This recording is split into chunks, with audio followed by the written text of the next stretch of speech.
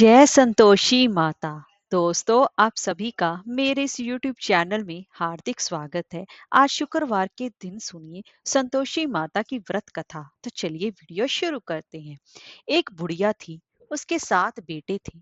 6 कमाने वाले थे जबकि एक निकम्मा था।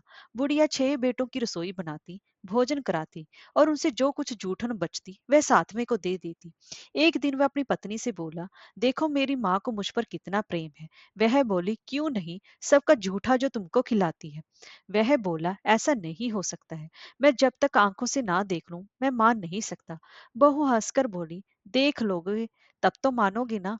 कुछ दिनों के बाद त्योहार आया। घर में 7 प्रकार के भोजन और चूरमे के लड्डू बने। वह जांचने को सिर दुखाने का बहाना कर कर पतला वस्त्र सिर पर ओढ़कर रसोई घर में सो गया। वह कपड़े में से सब देखता रहा। 6 भाई भोजन करने आए। उसने देखा कि माँ ने उनके लिए सुंदर आसन बिछा कर नाना प्रकार की रसोई परोसी और आग्रह करके उन्हें जमाया। वह देखता रहा। 6 भोजन करके उठे, तब माँ ने उनकी जूठी थालियों में से लड्डुओं के टुकड़े उठाकर एक लड्डू बनाया। जूठन साफ कर कर बुढ़िया माँ ने उसे पुकारा, बेटा 6 भाई भोजन कर गए, अब तू ही बाकी है। तू उठ जा और कब खाएगा। वह कहने लगा, माँ मुझे भोजन नहीं करना, मैं अब प्रदेश जा रहा हूँ। माँ ने कहा, कल जाता हो तो आज चला जा। वह बोला, हाँ आज ही जा रहा हूँ। यह कहकर वह घर से निकल गया। चलते समय पत्नी की याद आ गई। वह गौशाला में कंडे यानी कि उपले थाप रही थी।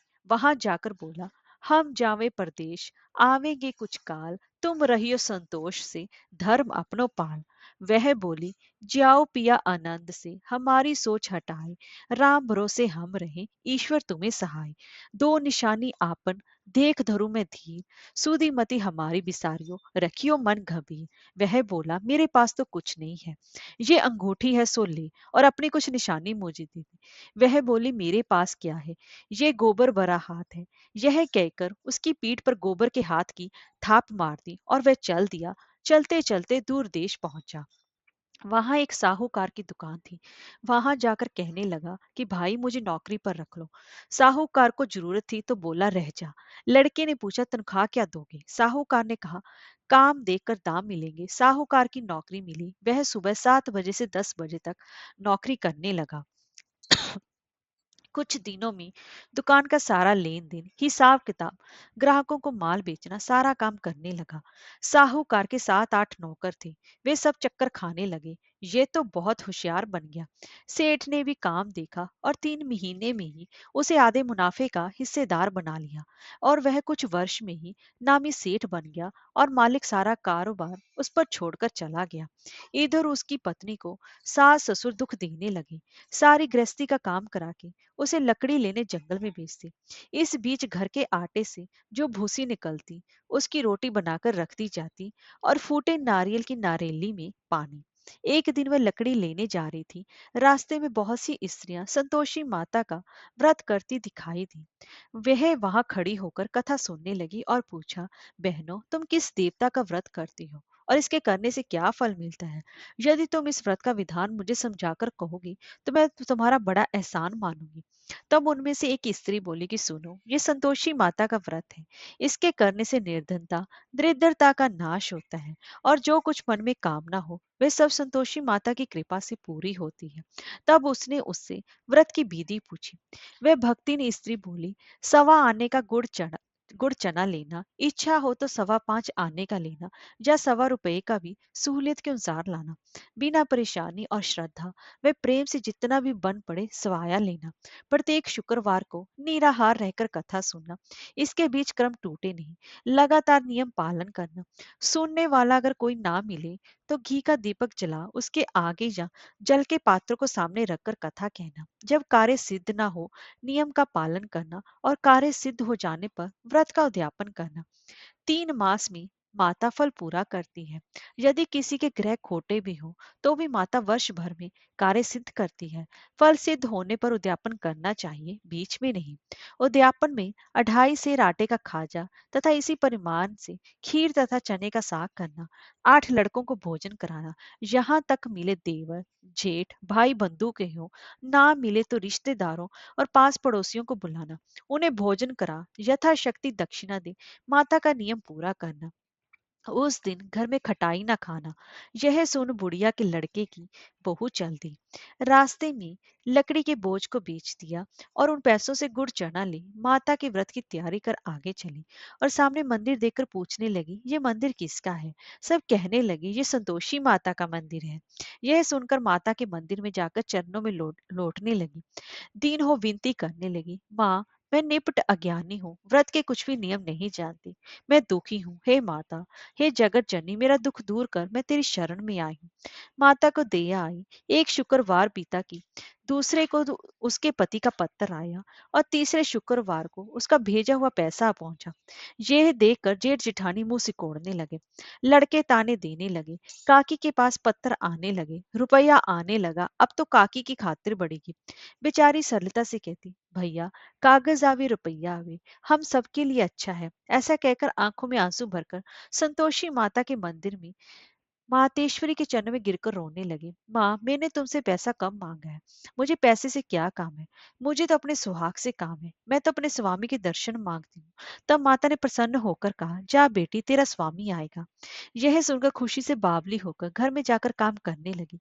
अब संतोषी माँ विचार करने लगी कि इस भोली पुत्री को मैंने कह तो दिया कि तेरा पति आएगा, लेकिन कैसे? वह तो इसे स्वप्न में भी याद नहीं करता।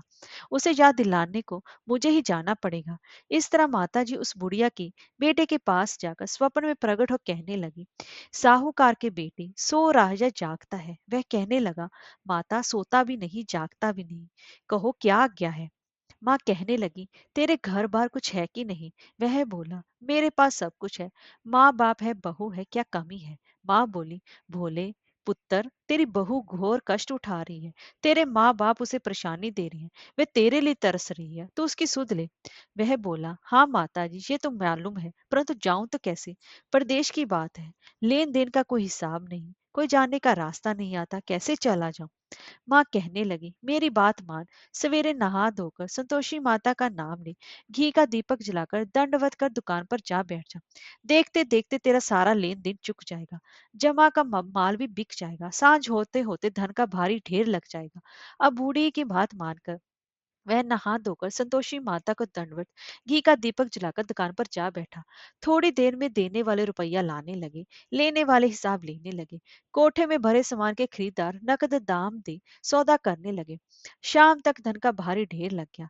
मन में माता का नाम ले चमत्कार देख प्रसन्न हो घर ले जाने के वास्ते गहना कपड़ा सामान खरीदने लगा। यहाँ काम से निपट कर तुरंत घर को रवाना हुआ। उधर उसकी पत्नी जंगल में लकड़ी लेने जाती है। लौटते वक्त माता जी के मंदिर में विश्राम करती है। वह तो उसके प्रतिदिन रुकने का जो स्थान ठहरा। धूल उड़ती देख वह माता से पूछती है, हे माता, ये धूल कैसे उड़ रही है? माता कहती है, पुत्री, तेरा पति आ रहा है। अब तू ऐसा कर, लकड़ियों के 3 बोझ बना ले। एक नदी के किनारे रख और दूसरा मेरे मंदिर पर, वह तीसरा अपने सिर पर। तेरे पति को लकड़ियों का गट्ठर देखकर मोह पैदा होगा। वह यहाँ रुकेगा, नाश्ता पानी खाकर माँ से मिलने जाएगा। तब तू लकड़ियों का बोझ उठाकर जाना और चौक में गट्ठर डालकर जोर से आवाज लाना, लो सासू सासू जी, लकड़ियों का गट्ठर लो, भूसी की रोटी दो, नारियल के खोपड़े में पानी दो, आज मेहमान कौन आया है?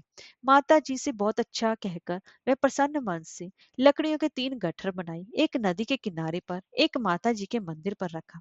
इतने में मुसाफिर आ पहुंचा। सूखी लकड़ी देकर उसकी इच्छा उत्पन्न हुई कि हम यहीं पर विश्राम करें और भोजन बनाकर खा पीकर गांव जाएं।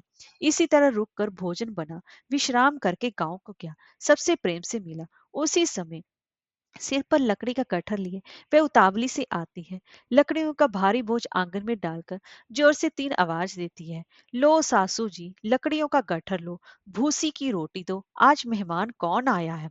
यह सुनकर उसकी सास बाहर आकर अपने दिए हुए कष्टों को भुलाने हेतु कहती है, बहू, ऐसा क्यों कहती है? तेरा मालिक ही तो आया है, आ बैठ, मीठा भात का भोजन कर, कपड़े गहने पहन।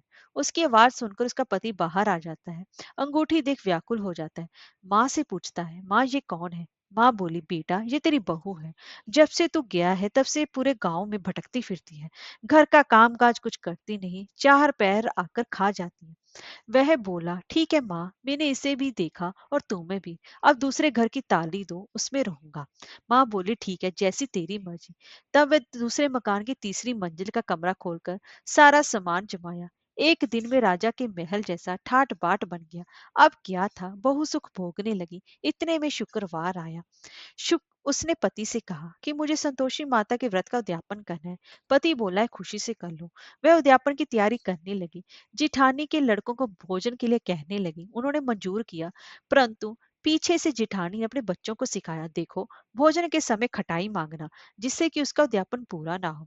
लड़के जीमने आए, खीर खाना पेट भर खाया, परंतु बाद में खाते कहने लगे, हमें खटाई दो, खीर खाना हमको नहीं भाता। देखकर अरुचि होती है। वह कहने लगी, भाई, खटाई किसी को नहीं दी जाएगी, ये तो संतोषी माता का प्रसाद है। लड़के उठ खड़े हुए, बोले, पैसा लाओ। भोली बहू कुछ नहीं जानती थी, उन्हें पैसे दे दिए। लड़के उसी समय हट करके इमली खटाई ले खाने लगे। यह देखकर बहू पर माताजी ने कोप किया। राजा के दूत उसके पति को पकड़कर ले गए। जेठ जिठानी मन माने वचन कहने लगे, लूट लूट कर धन इकट्ठा कर लाया है, अब सब मालूम पड़ जाएगा जब जेल की मार खाएगा। बहू से जैसा कुछ सहन नहीं हुआ। रोती हुई माता जी के मंदिर गए, कहने लगी कि हे माता, तुमने क्या किया। हंसाकर अब भक्तों को रुलाने लगी। माता बोली, बेटी, तूने उद्यापन करके मेरा व्रत भंग किया है। वह कहने लगी, माता, मैंने कुछ अपराध किया है। मैंने तो भूल से लड़कों को पैसे दे दिए थे, मुझे क्षमा करो। मैं फिर तुम्हारा उद्यापन करूंगी। माँ बोली, अब भूल मत करना। वह कहती है, अब भूल नहीं होगी। अब बताओ वे कैसे आएंगे। माँ बोली, जा पुत्री, तेरा पति तुझे रास्ते में आता मिलेगा। वह निकली, राह में पति आता मिला। वह पूछी, कहाँ गए थे। वह कहने लगा, इतना धन जो कमाया है उसका टैक्स राजा ने मांगा था, वह भरने गया था। वह प्रसन्न हो बोली, भला हुआ, अब घर को चलो। कुछ दिनों बाद फिर शुक्रवार आया।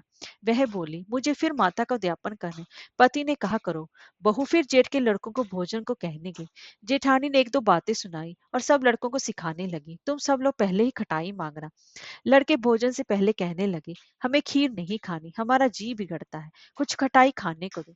वह बोली, खटाई किसी को नहीं मिलेगी, आना हो तो आओ। वह ब्राह्मण के लड़के लाकर भोजन कराने लगी। यथाशक्ति दक्षिणा दी और की जगह एक एक फल उन्हें दिया। संतोषी माता उनसे अत्यंत ही प्रसन्न हुई।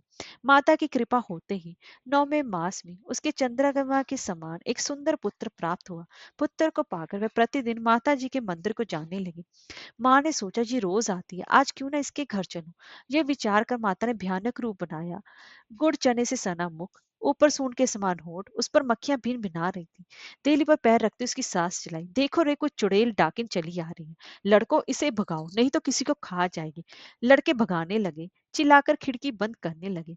बहू रोशनदान में से देख रही थी। प्रसन्नता से पगली बन चिल्लाने लगी, आज मेरी माताजी मेरे घर आई है। वह बच्चे को दूध पीने से हटाती है। इतने में सास का क्रोध फट पड़ा। वह बोली, क्या उतावली हुई है, बच्चे को पटक दिया। इतने में माँ के प्रताप से लड़के ही लड़के नजर आने लगे। वह बोली, माँ, मैं जिसका व्रत करती हूँ ये संतोषी माता है। सबने माता जी के चरण पकड़ लिए और विनती करने लगे कि हे माता, हम मूर्ख हैं, अज्ञानी हैं, तुम्हारे व्रत की विधि हम नहीं जानते। व्रत भंग कर हमने बड़ा अपराध किया है। जग माता, आप हमारा अपराध क्षमा करो। इस प्रकार माता प्रसन्न हुई। बहू को प्रसन्न और जैसा फल दिया वैसे माता सबको देना।